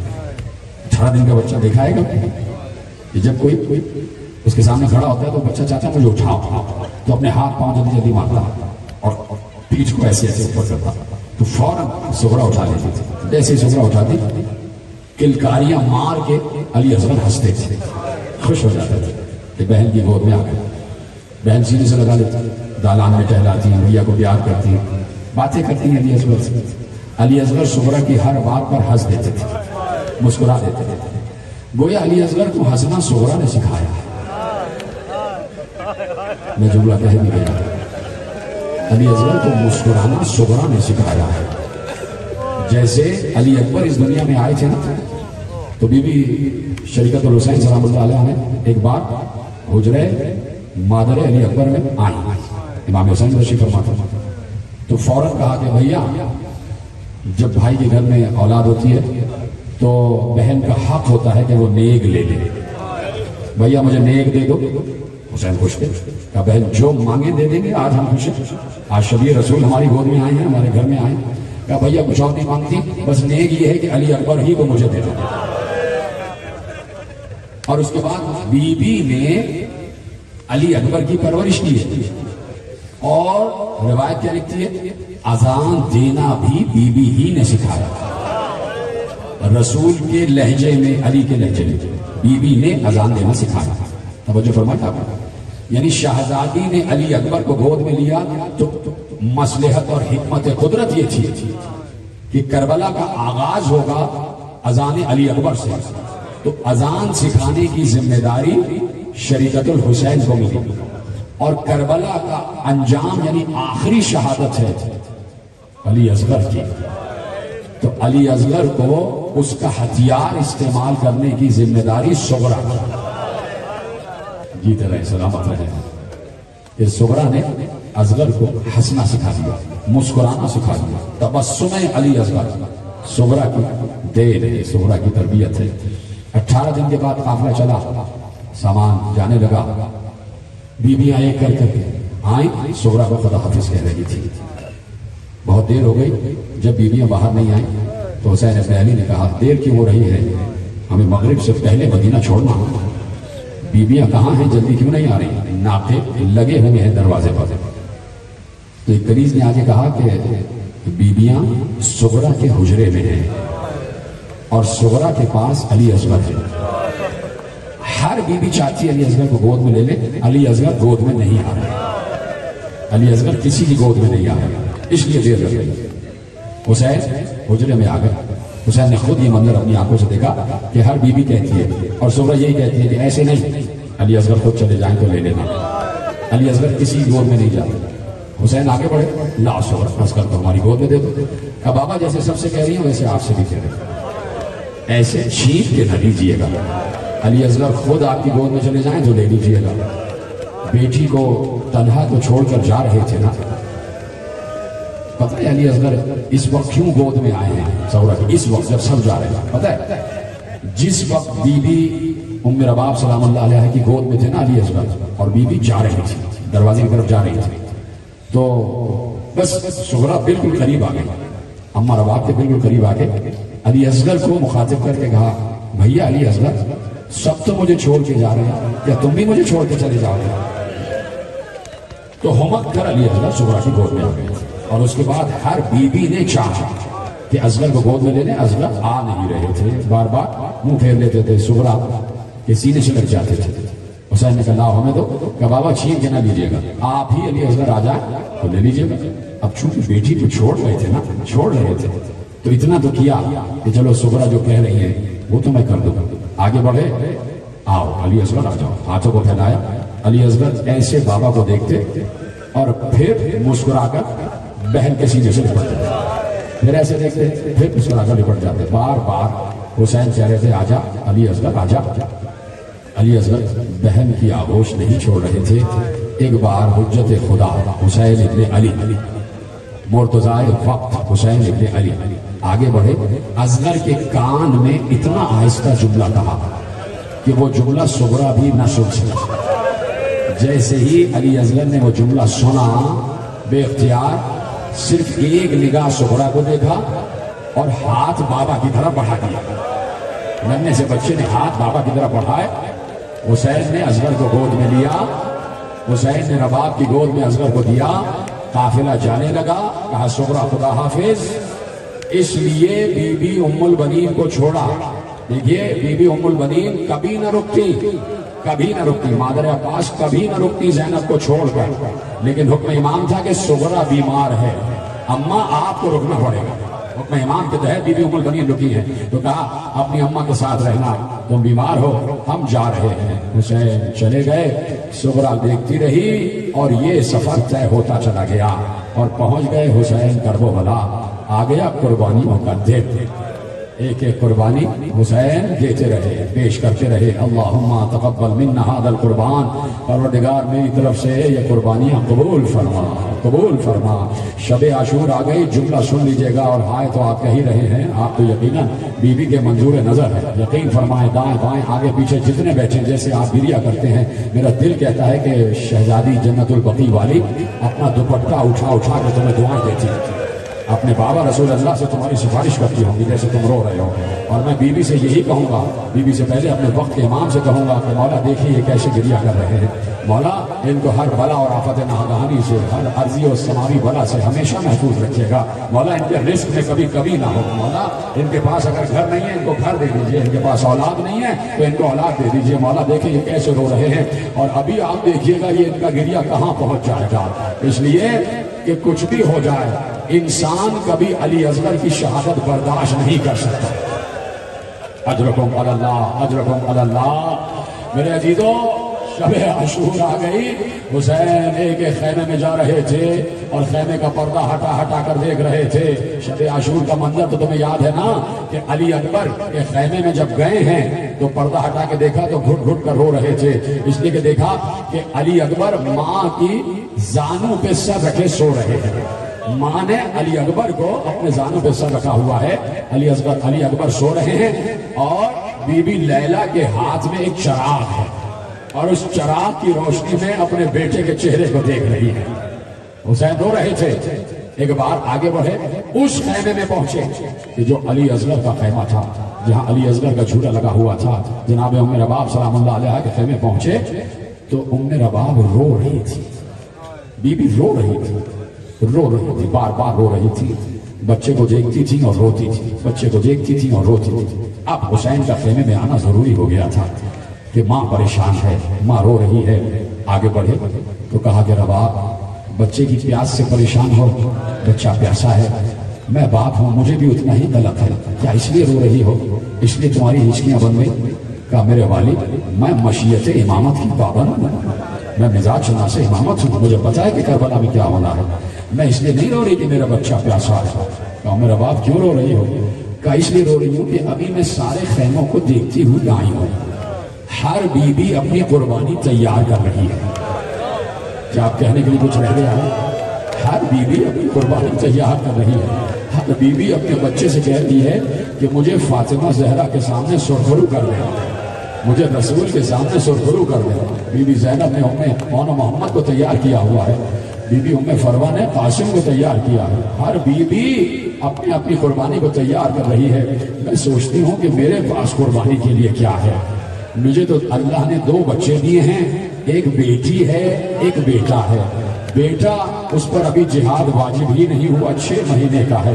بیٹی جو اس سے بڑی ہے وہ 4 مہینے کی ہے، لیکن وہ بیٹی ہے، لڑکی ہے، وہ ویسے بھی جہاد نہیں کر سکتی۔ تو میں سوچتی ہوں صبح میں قربانی کے لیے کیا پیش کروں، میں بنت رسول کے سامنے کیا پیش کروں گی، میں فاطمہ زہرا کو کیا پیش کروں گی۔ حسین خاموش ہو گئے، حسین نے کوئی جواب نہ دیا۔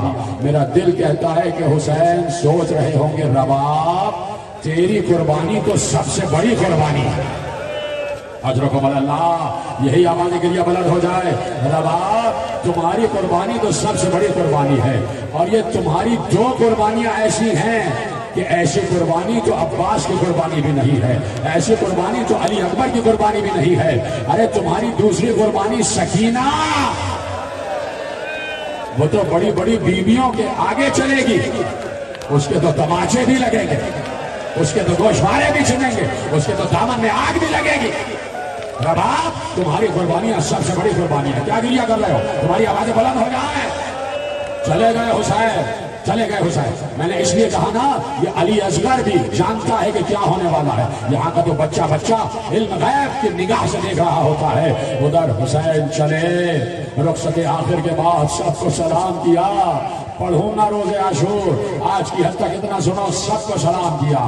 ایک بار چلے، گھوڑے پہ بیٹھے. مسلمانوں حسین کو سلام کرو کہ اس لمحے میں بھی کہ جب علی اکبر کا لاشا بھی اٹھا کے لے آئے، اس لمحے بھی جب آئے ہیں میدان جنگ میں تو پوری امت سے کہا ابھی بھی اگر توبہ کر لو گے، ابھی بھی اگر میرے قتل سے باز آ جاؤ گے تو میں تمہاری سفارش اور شفاعت کا ذمہ لیتا ہوں. لیکن اس وقت تمام اشقیاء، اور میں نے یہی کہا کہ بس اس کے بعد کربلا پہ توبہ کا دروازہ بند ہو گیا تھا. یزیدی فوج پہ توبہ کا دروازہ بند ہو چکا تھا. پھر ان کی توبہ قبول نہیں، اس لیے کہ حسین بار بار کہہ رہے تھے توبہ کرو توبہ کرو توبہ کرو. ہر شہادت پر کہتے تھے اب بھی توبہ کر لو، اب بھی توبہ کر لو. علی اکبر یعنی شبیہ رسول کی شہادت پر بھی کہا اب بھی توبہ کر لو. حسین تو بار بار تمہیں موقع دے رہے تھے، لیکن اسی لیے کہ اب توبہ نہ کی تو توبہ کا دروازہ بند ہو جائے گا. پھر بعد کربلا کسی یزیدی فوج کے کسی سپاہی کی توبہ قبول نہیں. حسین نے آ کر خطبہ دینا شروع کیا اور آخری جملہ یہ کہا حل من ناصری ینصرنا، حل من مغیثی یغیثنا. ہے کوئی جو مجھ غریب کی نصرت کرے؟ انہی سے تو کہہ رہے تھے نا آ جاتے حسین کی مدد کے لیے. ہے کوئی جو مجھ بے کس کی نصرت کرے؟ ہے کوئی جو میرے استغاثے پہ لبیک کہے؟ یہ کیسے ہو سکتا ہے کہ حجت زمانہ استغاثہ کرے اور کوئی لبیک نہ کہے؟ جیسے ہی کہا حل من مغیث یغیثنا، ہے کوئی جو میری پکار پر لبیک کہے. ایک بار خیموں سے رونے کا گل برآمد ہوا. بی بی زینب کے رونے کی آواز آئی. حسین نے بہن کے رونے کی آواز کو پہچانا، اشقیاء کو وہیں چھوڑا، گھوڑے کو دعویٰ دیا، تیزی سے دوڑتے ہوئے آئے. خیمے میں آ کر گھوڑے سے اتر کر کہا زینب ابھی میں زندہ ہوں، یہ رونے کا گل کیسا ہے؟ کہا بھیا اس لیے کہ تم نے جیسے ہی کہا ہے کوئی میری مدد کرنے والا، علی اصغر نے اپنے کو جھولے سے گرا دیا. ماتم کرو ماتم کرو، تمہاری آوازیں کے لیے بلند ہو جائے. علی اصغر نے اپنے کو جھولے سے گرا لیا. اور صرف بھیا یہ نہیں کہ جھولے سے گرا لیا، ارے ہمارا کلیجہ اس لیے پھٹا کہ بچہ گھٹنیوں چل کے خیمے کے دروازے تک جا رہا تھا، میدان کی طرف جا رہا تھا. حسین روئے اور کہا سمجھ گئے، ہم علی اصغر کا مطلب سمجھ گئے، ہم علی اصغر کا مطلب سمجھ گئے، لاؤ علی اصغر کو ہماری گود میں دے دو. حسین نے جو ہی کہا نا کہ ہم علی اصغر کا مطلب سمجھ گئے تو بتا دیا کہ علی اصغر نصرت کرنا چاہتے ہیں، علی اصغر مدد کرنا چاہتے ہیں، علی اصغر حملہ کرنا چاہتے ہیں، علی اصغر جنگ کرنا چاہتے ہیں. لاؤ ہم میرا باپ ہماری گود میں دے دو. علی اصغر کو حسین نے اپنی آغوش میں لیا. چلے خیمے کے دروازے کی جانب چلے، بیویاں ساتھ ساتھ ہیں اور خیمے میں قیامت کا غل بہا. ہر بیوی چیخ چیخ کر رو رہی ہے کہ ایک 57 برس کا بوڑھا 3 دن کا بھوکا پیاسا باپ ہے اور ایک 6 مہینے کا شیر خوار 3 دن کا بھوکا پیاسا بچہ. اور باپ کہہ رہا لاؤ شاید کوئی پانی دے دے، علی اصغر پیاسا ہے، شاید کسی کو اصغر پر رحم آ جائے. حسین چلے تو رباب نے دامن پکڑ لیا، رک جائیے والی، رک جائیے. کہا کہ تڑپ رہی ہو، اصغر کو نہیں بھیجنا چاہتی، تمہیں ڈر لگ رہا ہے کہ کہیں اصغر شہید نہ ہو جائے؟ کہ نہیں والی ایسی بات نہیں، آپ رکیے. علی اصغر کو دی میری گود. علی اصغر کو گود میں لیا، خیمے کے اندر گئی، حجرے میں گئی. اب جو واپس لائی تو حسین نے دیکھا ننھا سا امامہ باندھا، علی اصغر کے چھوٹا سا پٹکا باندھ دیا. بچے دیکھیں نا تم نے کبھی 6 مہینے کے بچے، ذرا تصور کرو. اور آپ حضرات نے ذرا گردن جھکا لی، فضائل نہیں پڑھ رہا، مسائل پڑھ رہا. آپ کسی بھی مسلک سے ہوں، آپ انسان ہیں، ذرا رونے والی شکل بھی بنائیے سارے اتنے آگے بیٹھے تاکہ مجھے پتہ چلے کہ سب بچے کے مسائل پر رو رہے ہیں. اب مسائل یقیناً بالکل آخری منزل میں داخل ہو گئے. آپ کی آوازیں کے لیے بلند ہو جائے. ننھا سا امامہ باندھ دیا ماں نے، چھوٹا سا پٹکا ایسے کر کے باندھ دیا اور پھر اوپر ایک سفید اجلی چادر اٹھا. قوالی اس لیے کہ کہیں بچے کو دھوپ نہ لگ جائے، باہر بڑی گرمی ہے، سورج آگ برسا رہا ہے، کہیں میرا پھول مرجھا نہ جائے، کہیں پھول مرجھا نہ جائے. حسین رباب کا خیال کر رہے تھے اور رباب حسین کا خیال کر رہی تھی. حسین نے رباب کو نہیں بتایا کہ علی اصغر کے ساتھ کیا ہونے والا ہے، اور رباب نے یہ نہیں بتایا کہ مجھے پتا ہے کہ علی اصغر کے ساتھ کیا ہونے والا ہے۔ تو رباب نے امامہ، پٹکا اور چادر پہنائی ہی اس لیے تھی کہ پٹکا اس لیے پہنایا کہ میں نے اسے سپاہی بنا دیا، اور سفید چادر رباب نے اس لیے اڑائی کہ کسی کو کفن نہیں ملا، شاید یہی چادر میرے بچے کا کفن بن جائے۔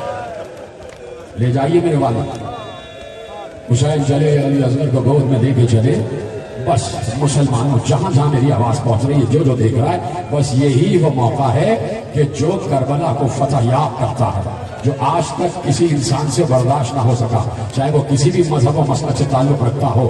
حسین آئے، سامنے اشقیاء کھڑے ہوئے تھے، حسین کے ہاتھوں میں علی اصغر تھے، علی اصغر کے جسم پر سفید کپڑا پڑا ہوا تھا۔ فوج اشقیاء کے سپاہیوں کو جب مختار گرفتار کر کے لائے تو ایک سپاہی سے پوچھا تھا، جب علی اصغر کے شہادت کی باری آ گئی تو سب سے پوچھا کیا کیا کیا؟ کہا جب علی اصغر کو گود میں حسین لے کے آئے تو ہم سمجھے کہ حسین قرآن لے کر آ رہے ہیں، قرآن لے کر آ رہے ہیں، اور اسی قرآن کو بیچ میں رکھ کر ہم سے پناہ طلب کریں گے۔ میں کہوں گا وہ قرآن ہی تو تھا، وہ قرآن ہی تو تھا۔ ایک بار حسین آگے بڑھے، علی اصغر کے چہرے سے چادر ہٹائی، کہا یہ میرا 6 مہینے کا بچہ ہے، اس کی ماں بھی پیاسی ہے، یہ بھی پیاسا ہے، اس کو نہ دودھ ملا ہے نہ پانی ملا ہے، ارے چند قطرے دے دو گے تو کیا پانی میں کمی آ جائے گی؟ بہت دیر ہو گئی، جب وہاں سے کوئی جواب نہ آیا تو سنو گے حسین نے کیا کیا؟ ابھی تم سے اور مجھ سے یہ گرمی برداشت نہیں ہو رہی کہ شامیانے کے نیچے بیٹھے ہوئے ہو، قسم کھاؤ برداشت نہیں ہو رہی، تم پنکھے جل رہے ہو۔ خدا کی قسم اس وقت کربلا میں 64 ڈگری تھا ٹمپریچر، درجہ حرارت 64 سے اوپر تھا، اور بچے پر صرف ایک چادر پڑی ہوئی تھی، اور حسین نے وہ چادر بھی ہٹا دی تھی۔ سورج براہ راست گرمی برسا رہا تھا، اور حسین نے کہا اگر تمہیں یقین نہیں ہے، تم یہ سمجھتے ہو کہ بچے کے بہانے سے میں پانی پی لوں گا، تو لو، سننا جملہ، سینے پہ ہاتھ مار کے سننا، لو بچے کو میں زمین پر لٹا دیتا ہوں۔ ماتم ماتم ایسے ہی مجھے ہاتھوں سے دکھائی دینے چاہیے، یہ سینوں سر پیٹتے میں نوجوان، خدا تمہارے ہاتھوں کو کسی کا محتاج نہ کرے، لو میں بچے کو زمین پر لٹاتا ہوں۔ تپتی ہوئی ریت پر رباب کا پھول، تپتی ہوئی ریت پر رباب کا پھول، بچہ ایڑیا لگانے لگا، بچہ ایڑیا لگانے لگا۔ حسین نے فوراً علی اصغر کو گود میں اٹھا لیا۔ بہت دنوں بعد کسی نے زین العابدین سے پوچھا کہ تھوڑی دیر بچے کو زمین پر ہی رہنے دیتے، فوراً کیوں اٹھا لیا؟ روتے ہوئے کہا حسین جانتے تھے اصغر فخر اسماعیل ہے، کہیں ایسا نہ ہو ایڑیا رگڑے تو زمزم نکلا اور امتحان یہی رک جائے۔ حسین نے اٹھا لیا، اٹھائے تو ایک بار اب ایسا علی اصغر ہے، علی اصغر کو ایسے اٹھائے اور علی اصغر کا منہ فوج اشقیاء کی طرف کیا، اور ایک بار بچے کو دیکھ کر کہا اصغر تم حجت خدا کے پوتے ہو، تم حجت خدا کے بیٹے ہو، تم خود ان کو بتاؤ کہ تم کتنے پیاسے ہو، تم خود ان کو بتاؤ کتنے پیاسے ہو، تم حجت کو تمام کرو۔ سن لینا صاحبان اولاد، سن لینا، ابھی خدا سلامت رکھے میری ماں بہنوں کی گودیوں کو، ابھی ابھی جن کی گودیوں میں بچے 6 مہینے کے ہیں نا، میری مائیں ذرا سا ان کے چہرے کو دیکھیں، اور جن کے باپ یہاں بیٹھے ہیں خدا تمہارا سایہ تمہارے بچوں کو سلامت رکھے۔ اپنے بچے کی چہرے کی تصور کرو، اس کے قد کا تصور کرو، اس کے ننھے ننھے ہاتھ پاؤں کا تصور کرو۔ اب حسین کے ہاتھ میں ایسا ہی 6 مہینے کا بچہ ہے، اور اس سے کہہ رہے ہیں کہ تم حجت تمام کرو۔ کیسے تمام کی حجت پتا ہے؟ ایک بار علی اصغر نے ننھی سی زبان باہر نکالی، چھوٹے بچے کی چھوٹی سی زبان، ننھی سی زبان، علی اصغر نے ہونٹوں پر پھیری، اودے ہو چکے تھے علی اصغر کے ہونٹ، اودے ہو چکے تھے، زبان نیلی ہو چکی تھی۔ جب پانی کی کمی ہوتی ہے تو آکسیجن کم ہو جاتی ہے، اور جب آکسیجن کم ہوتی ہے تو زبان نیلی ہو جاتی ہے، ہونٹ اودے ہو جاتے ہیں۔ علی اصغر نے ننھی سی زبان نکالی، اپنے ننھے ننھے ہونٹوں پر زبان پھیرنا شروع کی۔ یہی وہ موقع تھا کہ یہی علی اصغر کا ہتھیار تھا۔ علی اصغر نے اپنا ہتھیار استعمال کیا، ننھی سی زبان نکالی، اودے اودے ہونٹوں پر پھیری۔ علی اصغر کا حملہ اتنا کارگر ہوا کہ ساری فوج یزید منہ پھیر پھیر کر رو رہی تھی۔ علی اصغر واحد سپاہی ہے کہ جس نے دشمنوں کو رلا رلا کے مارا، رلا رلا دیا۔ फौज अशकिया मुंह फेर फेर कर रो रही थी। यही वो मौका था कि इनकलाब आ जाता, यही वो मौका था कि लश्कर मुनकलिब हो जाता, फिर एक और नहीं कितने ही हुर आ जाते। सुबह आशूरा होर का जाना उमर साथ देख चुका था। वो समझा कि कहीं ऐसा ना हो जंग का नक्शा पलट जाए। इससे पहले कि जंग का नक्शा पलटता उसने कहा ये हुरमुला बिन काहिल कहां पर। अब क्या सुनने के लिए कुछ रह गया है? नाम मैंने मलऊन का ले लिया तो अब तो तुम्हें पता है ना कि क्या होने जा रहा है। तो अब अपनी आवाज़ें गिरिया बुलंद करो। कहा हुरमुला कहाँ है, हुरमुला कहाँ है। हुरमुला को बुलाया गया, कहा देखता नहीं फौज मुनकलिब हो रही है। इक़्ता कलाम अल हुसैन, हुसैन के कलाम को कता कर दे, हुसैन के कलाम को कता कर दे। खत्म हो गई गुफ्तगू। वो हुरमुला जिसका तीर कभी खता नहीं गया, कभी खता नहीं गया, कभी खता नहीं गया। एक बार उसने कमान उठाई, तरकश सामने रखा, उसमें एक भाल का तीर भी था, 2 भाल का तीर भी था, 3 भाल का तीर भी था। सुनोगे ना, आवाजें गिरिया बुलंद करके सुनना। एक जुमला पढ़ने जा रहा। उसने एक भाल का तीर निकाला, हटा दिया। दूसरे भाल का तीर निकाला, 2 भाल का तीर निकाला, हटा दिया। 3 भाल का तीर निकाला, वो रखा। ये एक भाल का और 2 भाल का इसलिए हटाया, इसलिए हटाया बताए। एक भाल का तीर वो है कि जब किसी इंसान के सर को शिकाफ्ता करना होता है तो एक भाल का तीर, जब किसी घोड़े की गर्दन में सुराख करना होता है तो 2 भाल का तीर, जब किसी मजबूत दीवार में सुराख करना होता है तो 3 भाल का तीर। क्या आप भी सुनने के लिए रह गया कुछ? उसने एक भाल का तीर हटाया, 2 भाल का तीर हटाया, 3 भाल का तीर निकाला, तीर को चिल्ले से जोड़ा, निशाना लगाया, तीर हाथ से गिर गया। फिर तीर उठाया, फिर निशाना लगाया, फिर तीर हाथ से गिरा, फिर उठाया, फिर तीर हाथ से गिरा। हमारे साथ गुस्से के हालात में आगे बढ़ा। तू तो बड़ा बहादुर बनता है, तू तो बड़ा सजा बनता है, ये क्या हो गया? बार बार तीर तेरे हाथ से क्यों गिर रहा है? तेरा निशाना क्यों इधर उधर हो रहा है? अब मैं क्या करूं? जब तीर मिलाता हूं, बच्चे का निशाना लेता हूं तो पुष्ट पर एक खैमा दिखाई देता है, खैमे का पर्दा हटता है, वहां कोई बीवी दिखाई दे रही है, मालूम होता है इस बच्चे की मां है। मेरी तवज्जो इधर उधर हो रही है। उसने कहा अपना जाविया बदल ले। जाविया बदला, 3 भाल का तीर। अभी तो फौज यजीद के इस मलाउन शकी ने खुद कह दिया ना कि मां देख रही थी, मां देख रही थी। 3 भाल का तीर निकाला, तीर को छोड़ा। क्या कहा था हमारे साथ ने? हुसैन के कलाम को खता कर। तो निशाना गर्दने हुसैन थी, निशाना गर्दने हुसैन थी।